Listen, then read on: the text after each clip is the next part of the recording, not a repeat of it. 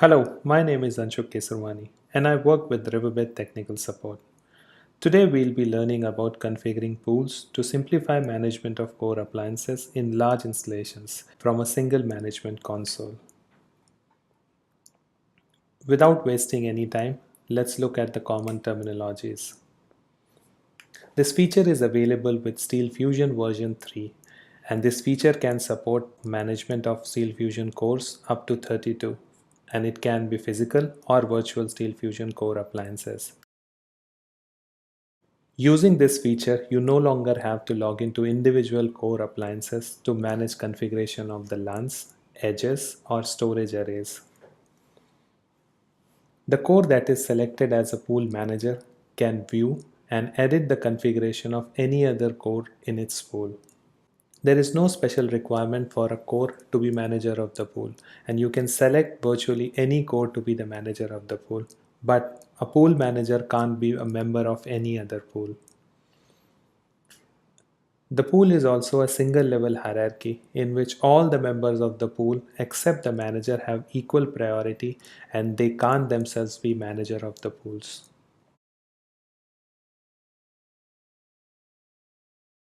The pool also has a loose membership in which pool members are not aware of each other except for the managers.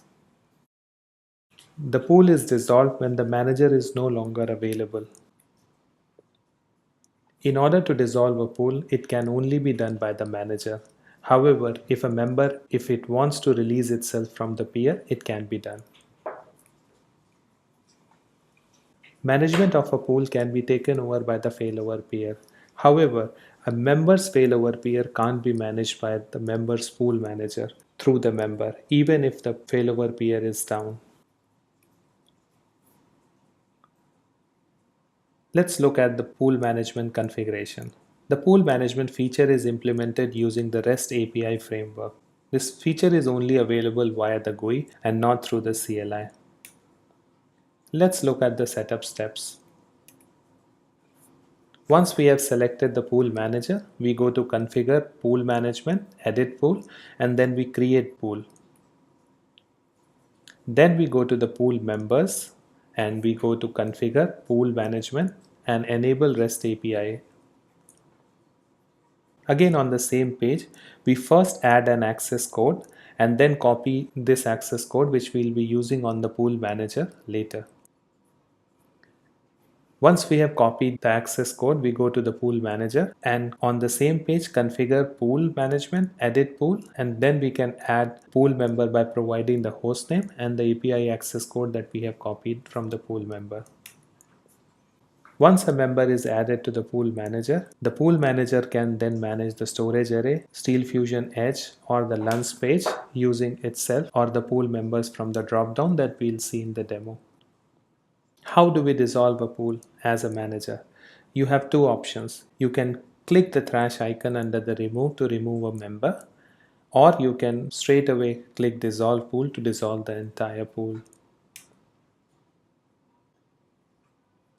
As explained in the previous slide, a pool member can send a release request to be released from the pool. Let's look at these things in action. For the demo, let's log in onto our appliances. This is my SteelFusion Edge, which is currently managed by this core. Let's log in onto this.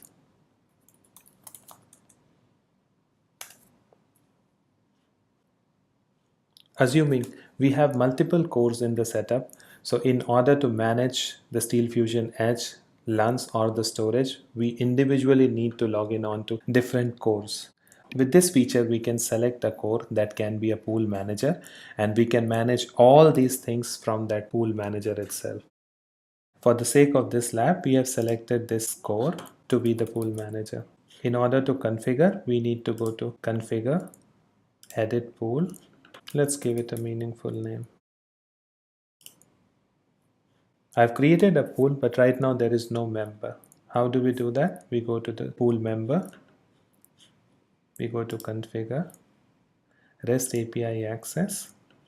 We need to enable REST API. And then we need to add the access code. Give it a meaningful name. and generate the access code.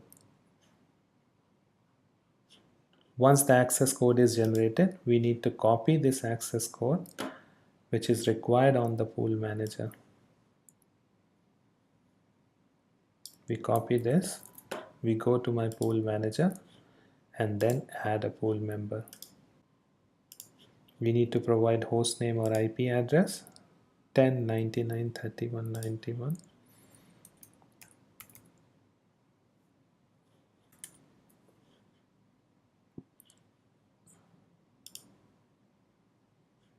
Okay, we can see my pool member is added. Once the pool member is added, if I go to my storage array page, here if you see, now we see a drop down. So on this page you can manage the storage configuration for itself, or you can manage any of the pool members. Similarly, if I go to my LUNs page, we see the same. We see configuration for itself, we see configuration for my pool members. We not only see this configuration, we can make changes also, which will be reflected on the main device. Similarly, we go to SteelFusion Edge page. We see the same things that we would otherwise be seeing it here.